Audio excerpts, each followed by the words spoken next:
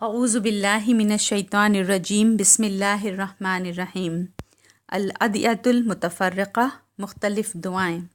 آج کی حدیث نمبر 81، کثرت باران یعنی بہت زیادہ بارش کے نقصان سے محفوظ رہنے کی دعا کیا ہے؟ عن انس بن مالک رضی اللہ عنہ رفع رسول اللہ صلی اللہ علیہ وسلم یدیہ ثم قال، کہ حضرت انس بن مالک رضی اللہ عنہ سے روایت ہے کہ رسول اکرم صلی اللہ علیہ وسلم بہت زیادہ بارش کے نقصان سے محفوظ رہنے کے لیے ہاتھ اٹھاتے، پھر دعا فرماتے، اللہم حوالینا ولا علینا، اللہم علی الاکام والزراب وبطون الاودیۃ ومنابت الشجر، متفق علیہ۔ کہ آپ دعا فرماتے کہ یا اللہ ہم پر نہیں بلکہ ہمارے ارد گرد علاقوں پر برسا، میرے اللہ پہاڑیوں، ٹیلوں، وادیوں، ندی نالوں اور درخت اگنے کی جگہوں پر بارش برسا۔ اسے بخاری اور مسلم نے روایت کیا ہے۔ حضرت انس رضی اللہ عنہ بیان کرتے ہیں کہ جمعہ کے روز ایک شخص مسجد میں داخل ہوا۔ نبی اکرم صلی اللہ علیہ وسلم خطبہ ارشاد فرما رہے تھے۔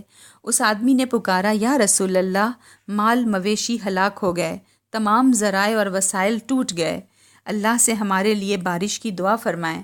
رسول اکرم صلی اللہ علیہ وسلم نے آسمان کی جانب ہاتھ اٹھائے اور فرمایا، اللہم اغثنا، اللہم اغثنا، اللہم اغثنا۔ اسے بخاری اور مسلم نے روایت کیا ہے۔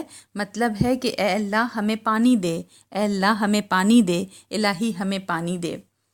انس رضی اللہ تعالیٰ نے بیان کرتے ہیں کہ اللہ کی قسم آسمان پر کوئی بادل یہاں تک کہ ایک ٹکری تک نہ تھی، وادی سلا اور ہمارے درمیان کوئی مکان یا گھر حائل نہیں تھا۔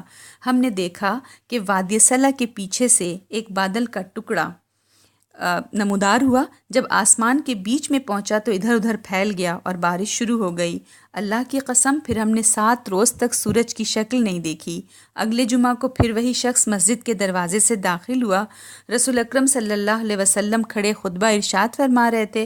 وہ آپ کے روبرو کھڑا ہو کر پکارنے لگا، یا رسول اللہ، مال مویشی مر رہے ہیں، راستے مسدود ہو چکے ہیں، اللہ سے دعا فرمائیں کہ بارش تھم جائے۔ رسول اکرم صلی اللہ علیہ وسلم نے ہاتھ اٹھا کر دعا مانگی، یہی والی، اللہم حوالینا ولا علینا، اللہم علی الاکام والزراب وبطون الاودیۃ ومنابت الشجر، کہ اے اللہ ہمارے ارد گرد برسے، ہمارے اوپر نہ برسے، اے اللہ پہاڑیوں، ٹیلوں، وادیوں اور کھیت اور درخت اگنے کے مقام پر برسے۔ راوی کہتے ہیں کہ فوراً بارش تھم گئی اور ہم دھوپ کھانے کے لیے نکل پڑے۔ اسے بھی بخاری اور مسلم نے روایت کیا ہے۔